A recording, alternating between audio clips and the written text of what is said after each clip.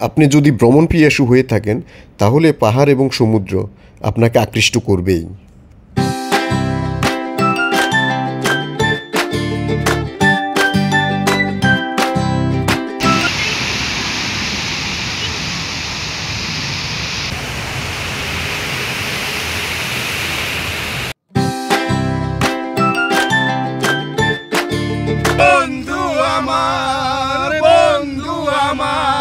পাতং beach, Phuket, Thailand.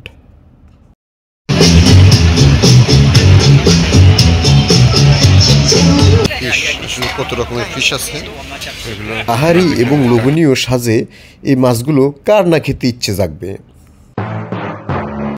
Viewers, আমরা আছি এখন ফুকেটের পাতং বিচ সংলগ্ন বাংলা ওয়াকিং স্ট্রিট। আর যখনই বাংলা শব্দটা আসলো তখনই আমাদের প্রিয় মাতৃভাষা বাংলার কথা মনে পড়ে গেল। বাংলা ওয়াকিং স্ট্রিট নামটা শুনেই গর্বে কেন যেন নিজেদের মনে প্রাণে একটা প্রশান্তির ছোঁয়া চলে আসলো।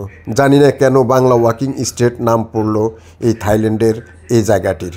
যা হোক, আমরা যেহেতু এখন পাতং বিচে যাচ্ছি, পরন্ত বিকেলে নাকি পাতং বিচে সৌন্দর্যটা অন্যরকম এক অনুভূতির জন্ম নেয় এবং বড় বড় ঢেউগুলো নাকি দেখতে খুব প্রশান্তি যোগায়।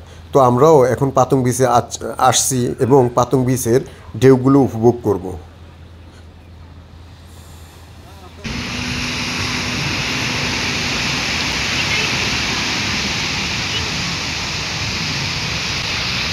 এই ঢেউগুলো নাকি অনেক বড় বড় ঢেউ এবং একটি ঢেউর উচ্চতা 4 থেকে 5 ফিট পর্যন্ত হয়ে থাকে।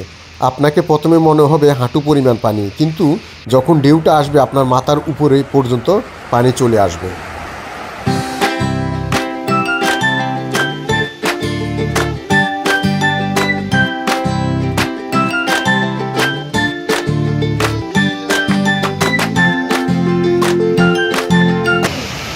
পাইতাম যদি থাইকা যাইতে এই সাগরের পারে, ঝিনুক মালা কুড়াই কাটাই দিতাম জীবনটারে। আমার মন বসে না শহরে, ইট পাথরের নগরে, তাই তো আইলাম সাগরে, তাই তো আইলাম সাগরে। আপনি যদি ভ্রমণ পিয়াসু হয়ে থাকেন তাহলে পাহাড় এবং সমুদ্র এই দুটো আপনাকে তাদের সৌন্দর্য দিয়ে আকৃষ্ট করবেই। তো ভিউয়ার্স, এখন আমরা আছি পাতং বিচে। আর এখন যেহেতু পরন্ত বিকেলবেলা, ওই হিসাবে পর্যটকদের একটু ভিড় কম, কারণ এখানে যারা পর্যটকরা আসে তারা সাধারণত সানবাত করার জন্যই আসে। আর যেহেতু ইউরোপ আমেরিকান সাদা চামড়ার মানুষগুলো এই দেশে মূলত সানবাত করার জন্য আসে, নিজেদের একটু ব্ল্যাক করার জন্য, তাই তারা দুপুর আসে এবং এখানে সমুদ্রের জলে কিছুক্ষণ অবস্থান করে, আবার কিছুক্ষণ মরুময় বালুর উপরে ঘুমিয়ে থাকে, আর এভাবেই তারা রৌদ্র স্নান করে। তো ভিউয়ার্স, আমরা আসি এখন এই পাতং বিচেই। আর এই যে গাড়িটি, এগুলা সাধারণত পাতং বিচে 2জন বা 3জন যাত্রী নিয়ে অনায়াসে চলাচল করে। এটাই বাচ্চাদের মূলত আনন্দ। বসে আছে। High hi baby. একটি বাচ্চা একাকী খেলাধুলা করতেছে, আর দূর থেকে তার পিতামাতা তার দৃশ্যগুলো দেখতেছে।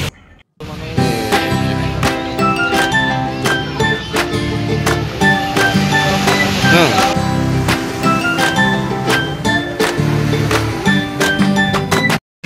একটা কুকুর পর্যন্ত এখানে সানবাত করতেছে বালুর মাঝে, কত আরামসে।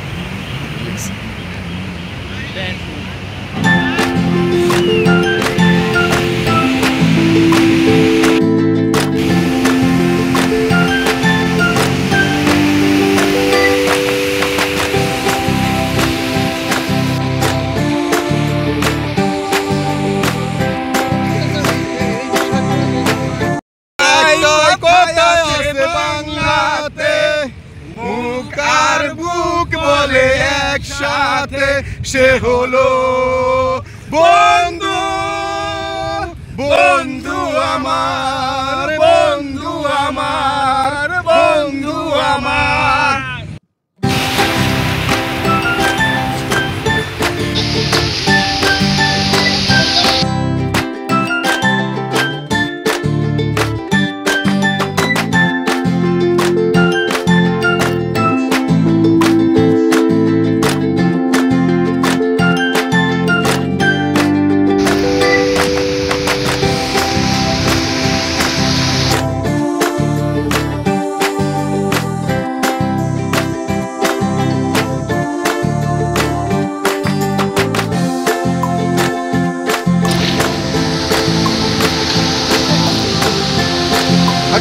তো ভিউয়ার্স কিছুক্ষণ সাগের পরে আনন্দ করে এখন আমরা চলে যাচ্ছি বাংলা ওয়াকিং স্ট্রিটে।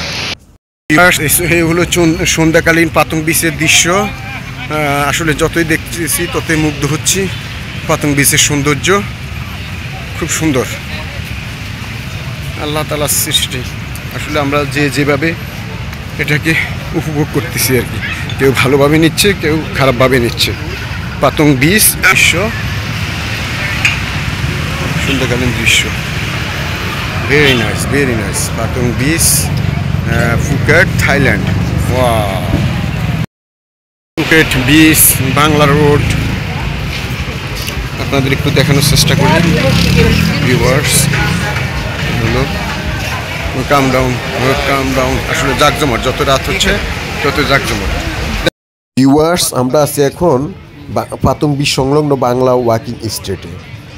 প্রচলিত আছে এই স্ট্রিট নাকি রাতে ঘুমায় না। দিনের বেলায় যতটা আপনি নীরব নিস্তব্ধ দেখবেন, রাতের বেলায় এর সম্পূর্ণ ব্যতিক্রম।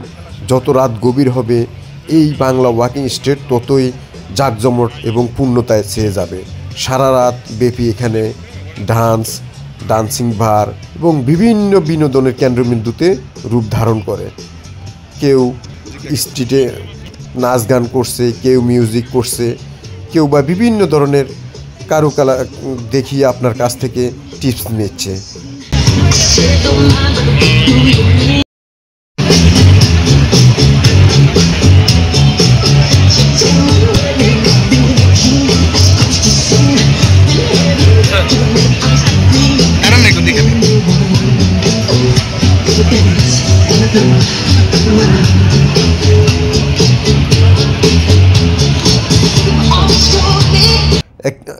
একটি ব্যাপার যেটা আমরা লক্ষ্য করলাম, আমাদের বাংলাদেশে যেমন ভিক্ষাবৃত্তির একটা প্রচলন রয়েছে, এই দেশে কিন্তু আমি কোথাও তেমনভাবে ভিক্ষুককে দেখলাম না। তবে হ্যাঁ, এখানে তারা ভিক্ষাবৃত্তির পরিবর্তে অন্যভাবে, যেমন আপনাকে সে গান শোনালো, মিউজিক বাজিয়ে শোনালো, কিংবা একটা ডান্স দেখালো, বিনিময়ে আপনার কাছ থেকে টিপস নিল। তারা বিনিময় প্রথাটা তাদের চালু রয়েছে। আসলে এই জিনিসটা আমার কাছে খুব ভালো লাগলো। তো ভিউয়ার্স, আমরা যাচ্ছি এখন স্ট্রিট ফুড উপভোগ করার জন্য। আমরা এখন চলে যাচ্ছি এখানে লাইভ ফিশ মার্কেট। এখন আমরা লাইভ ফিশ মার্কেট থেকে আপনাদের একটু লাইভ দেখানো হবে। এখানে লাইভ ফিশ আপনাকে করে দেবে। দেখি এখানে কী কী প্রাইস আছে। কাঁকড়া, আচ্ছা, এই যে এক একটা, এটা প্রায়, এটা কত কেজি হবে একটা? 150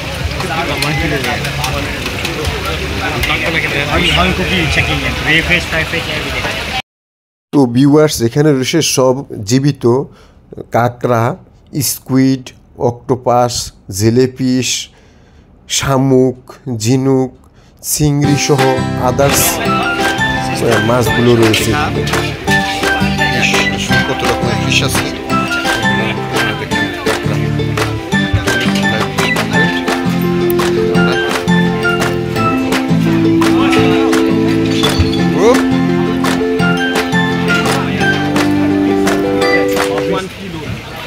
কত কিলো, কত পার কিলো? হাউ মাছ per kilo? Same. The big size or the small size. I make your big 250 for you. শামুক, coral, octopus, You don't do like that. I made this cup for you. You did got it. Got it.